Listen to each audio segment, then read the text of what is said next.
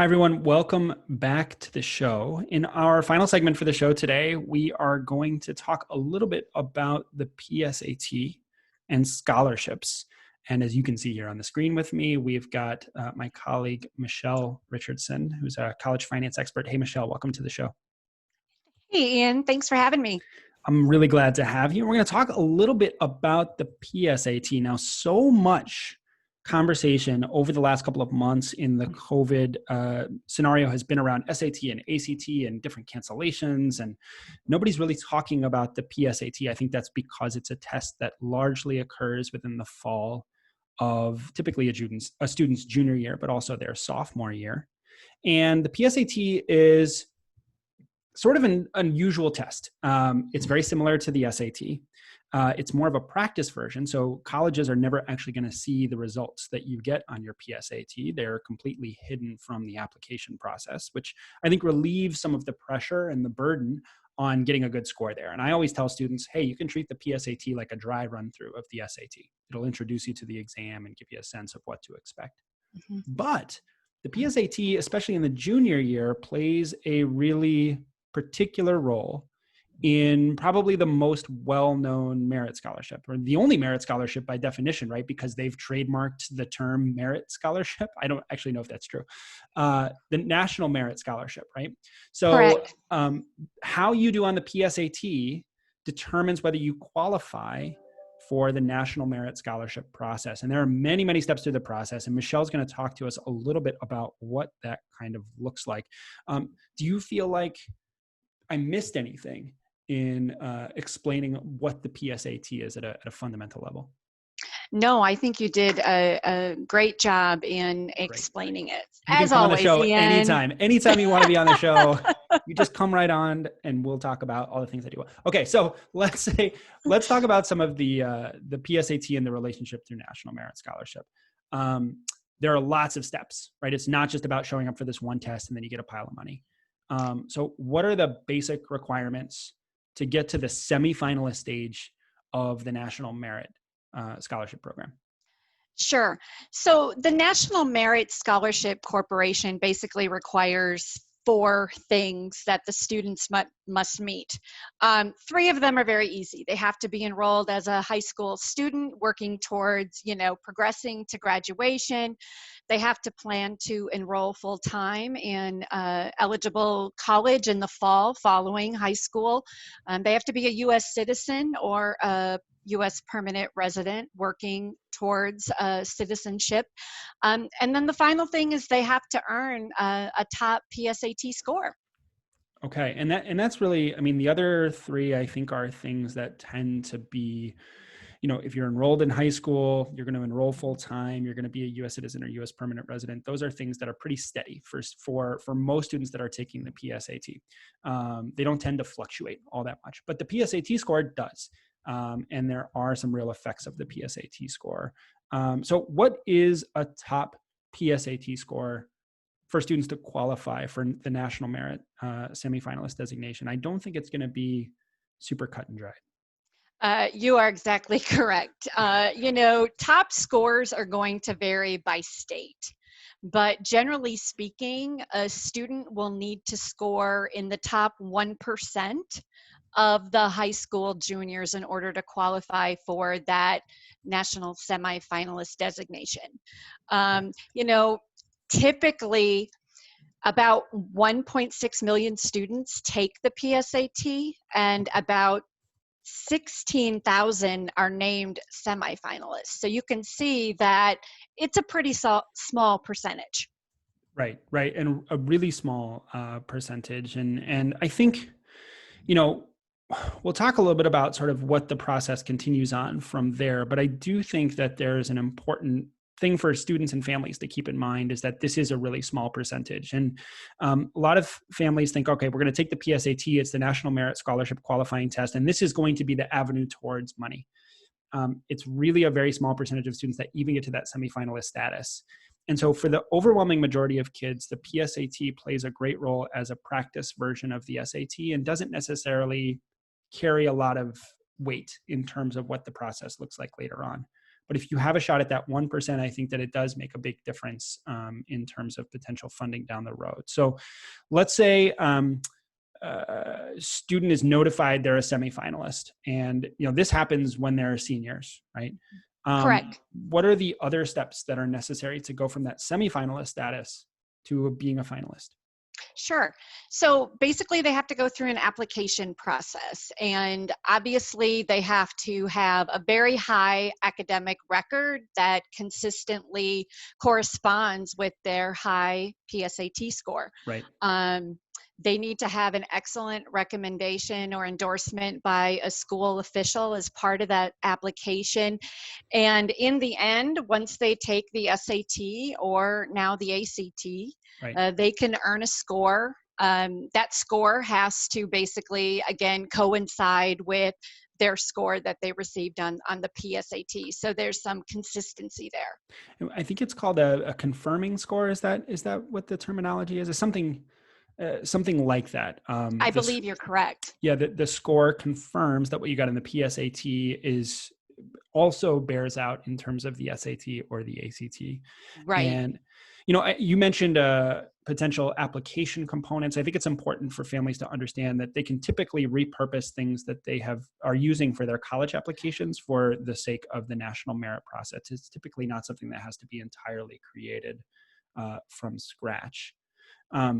Now, how do students sort of know, we've got 16,000 students that are named semifinalists, and how many end up being finalists? What's the rate at which students are sort of narrowed down into that final group and then guaranteed a scholarship award? Yeah, that's a kind of a two-part. So approximately about 15,000 out of that 16,000 become finalists. Okay. And those students are typically notified in February, but whether or not their finalist designation allows them the opportunity to receive an actual scholarship amount can depend on various factors. In the information, we've read about 50 to 60% of finalists actually receive a scholarship because of the National Merit Finalist designation. And how is a student going to how do they know whether they're going to receive money or not? I mean, that seems like quite a small number. You go through all this process, you become a finalist for the National Merit Scholarship, and then only about half of those people, 50 to 60%, actually get dollars. How do you figure that out?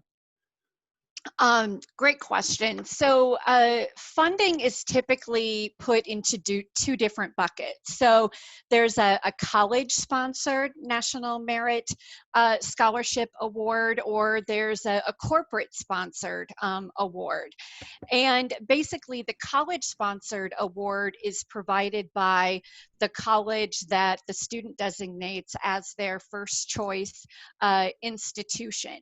But one of the big factors with that is, the college and the institutional policies determine if they offer any scholarships and how many and for what amount. So it really does vary by college. Gotcha. So not all colleges provide scholarship funding for National Correct. Merit finalists. And this is actually something that I tend to go over with some of my students when they put such a heavy emphasis on the PSAT. If I take a look at what their actual college list, their prospective college list looks like, we talk about what the role is of schools being member institutions. So which colleges actually do provide funding? And here's the sticky, where do families find this information? How do they know if colleges are providing this kind of funding through the National Merit Program? Roughly about for 2020, 175 or so colleges, both public and private, are offering college-sponsored scholarships. Hmm. However, the very highly selective top colleges do not recognize this designation. And, Right. one thing to keep in mind is those colleges don't award any merit scholarships, right? So the national merit is like an extension of the college awarding a merit scholarship. So, Right. the Ivy Leagues, the MIT, the Stanfords of the country are not going to award a scholarship based on this designation.